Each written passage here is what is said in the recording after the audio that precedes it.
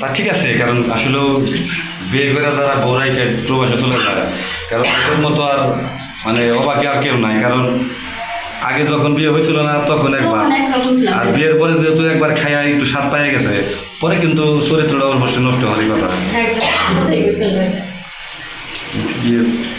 হ্যাঁ, কেন কি করবেন, আপনার সুখের জন্যই তো ভাই প্রবাসে গেছে।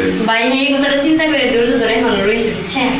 কিন্তু ধৈর্য ধরে কেবল মানুষ তো সমাজ ধরে বোঝে না, ওরা মনে করে যে স্বামী বিদেশ গেলে মনে হয় কারোর সাথে মনে পরকিয়া করে, যেমনি যে আমার।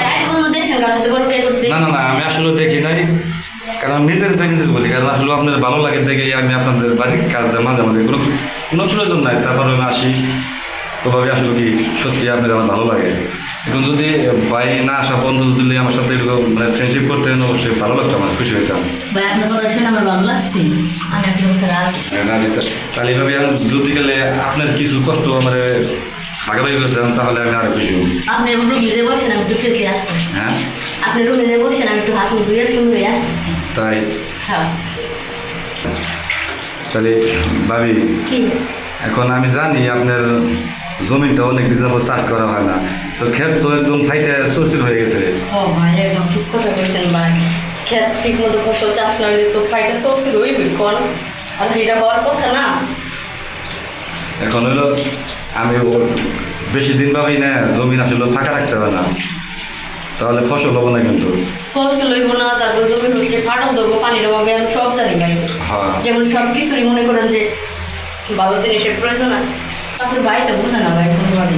ভাই না বুঝলি কি হবো, কারণ আমি এক এলাকার মানুষই, আর আপনি কষ্ট থাকবেন ভাবি, এটা আসলে আমাদের দায়িত্ব যে যাতে কিছুটা হলেও কষ্ট মানে ভুলে থাকতে পারেন। ও ভাই ঠিক কথা বলছেন, তবে আপনি যদি আমার কষ্ট ভুলাই দেন তাহলে আমার সমস্যা নেই। আসলে কি এমনি বলি ভাবে, আমারও মনে না খারাপ একটা চিন্তা আইতেছে। এখন আপনি কি মনে করতেছেন, মানে আমি যেটা ভাবতেছি আপনি করে ভাবতেছেন? ভাই আপনি যারা ভাবতেছেন আমি ওইটাই ভাবতেছি, কারণ আমার বেশি প্রয়োজন। আমি জানি, আবার আমিও প্রায় 6 মাস ধরে অনাহারি। একটা 6 মাস ধরে অনাহারে, আমি যে 5 বছর ধরে অনাহারে। ও তাহলে তো আপনার তো হলো অনেক পানি লাগবে খেতে। পানি তো লাগবে, তবে ভাই খেতে পানি লাগবে ঠিক আছে, কিন্তু এই ওয়ার সময় বসে তো আর পানি দিতে পারবেন না, খেতে খেতে পানি দিতে হলে পিছনে দেওয়া লাগবে।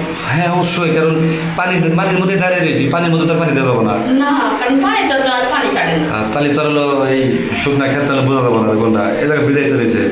হ্যাঁ ভাই। জানি না ভাবি, আজকে যে আপনার সাথে কথা হয়ে গেলো, ইনশাল্লাহ আমি কালকে আমি সন্ধ্যার পর আপনার যেটা চাহিদা আমি পূরণ করবো, আর আমার চাহিদা আপনি পূরণ করে দেবেন। আচ্ছা ঠিক আছে। আমি কখনো বলবো না যে ভাবি আমাকে প্রবাসী ভাই টাকা পাঠায় 10টা টাকা দেন, কখনো না। আপনার যদি কোনো কিছু লাগে আমি দেবো আপনাকে। ঠিক আছে, তাহলে যান ভাবি, আমি কালকে সন্ধ্যায় আমার। আচ্ছা ঠিক আছে।